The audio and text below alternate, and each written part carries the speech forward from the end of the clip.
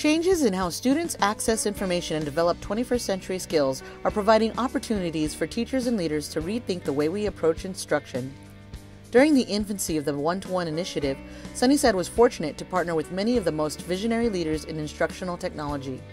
As a result, a comprehensive framework for the integration of technology into our classrooms was developed. We call these protocols the standards of practice in a technology-rich environment. The following elements are just a few examples of these protocols.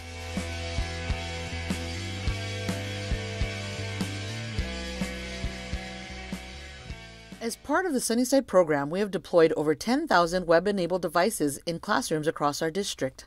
Our schools have crafted a comprehensive response to the troubleshooting and repair needs of our sites. What we do here is that during first and eighth periods is our troubleshooting period here. We take care of the students' computers when they have issues. Because these devices play such a pivotal role in daily instruction, quick response to damage and repair is essential.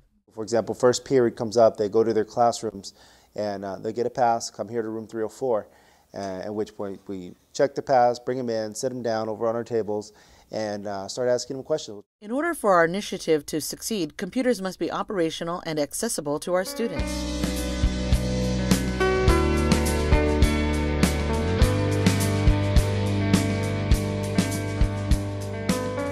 Classroom management is a primary focus when a teacher is first introduced to a one-to-one environment. Although strategies are not totally different, there are some key components which assist in driving instruction in a tech-savvy classroom. Managing the student's physical space allows teachers to monitor the screens while continuing with instruction. 1, 2, 3. Screen at 33. All right, guys, go ahead and then 3 L's, laptops, learn, log in.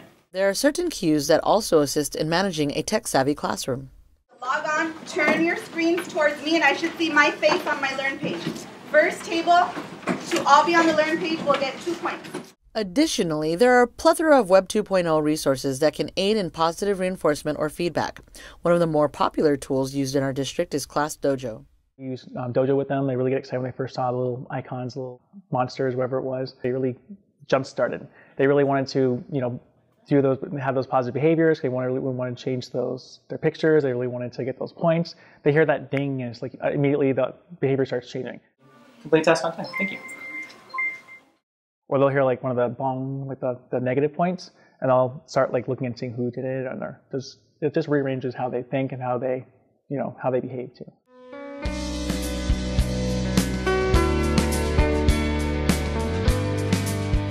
Standardizing the use of technology is one way to effectively manage it in the classroom. One element that has been standardized is the use of a learning management system. Here, teachers import their curriculum and access vital district resources.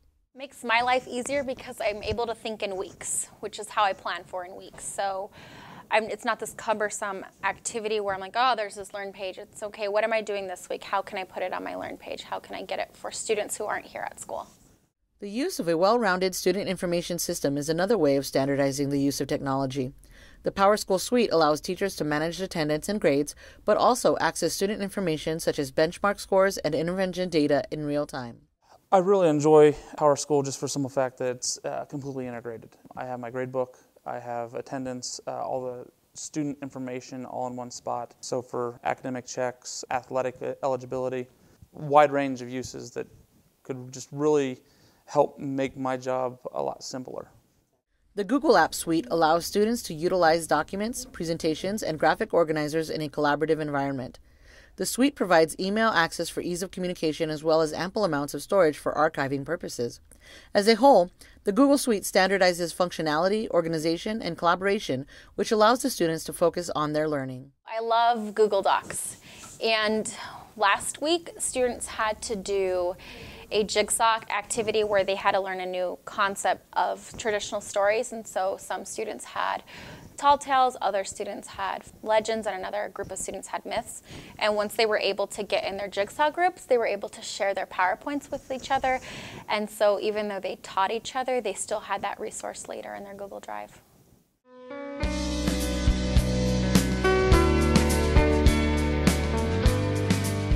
Effective digital curriculum is more than just scanning a textbook. It means understanding how the myriad ways in which students engage with information has changed learning. By partnering with content providers who understand this paradigm shift, we can ensure that students are prepared to meet and exceed college and career standards. As far as the instruction, I mean, being able to have the resources, the videos, having that as a resource for me to look at, and the documents that they give, the PDFs that they give to create worksheets, sometimes it makes it real easy for me to just adapt it to what I need and plug it into the classroom.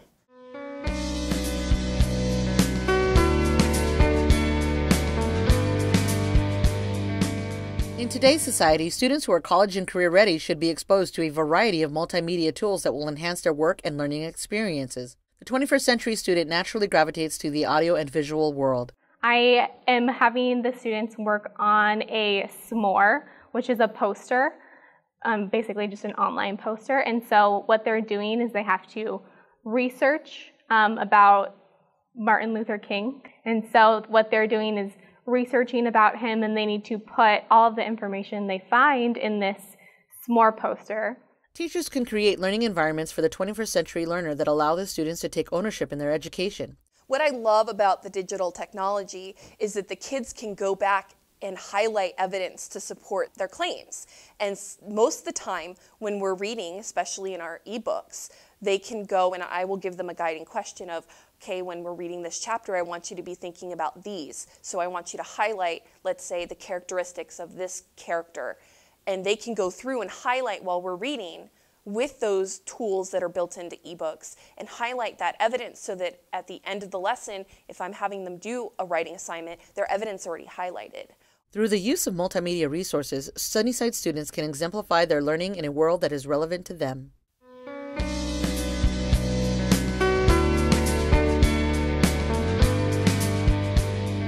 By transitioning to digital assessment and student information systems, teachers and administrators are able to access qualitative data quicker and more substantially than ever before. Schoolnet, I just think it's a wonderful program and a wonderful data-based program.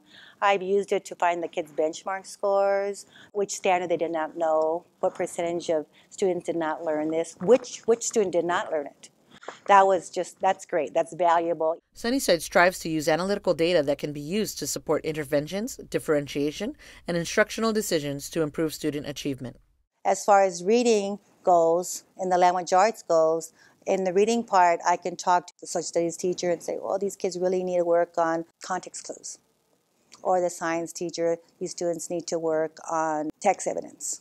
Using that data, we can talk and collaborate for the best interests of our students. The Sunnyside Unified School District recognizes the dramatic shifts which are reshaping our global community. As standards and expectations continue to evolve, Sunnyside has methodically adapted to these shifts. The standards of practice featured illustrates our vision that the future doesn't begin tomorrow, but today.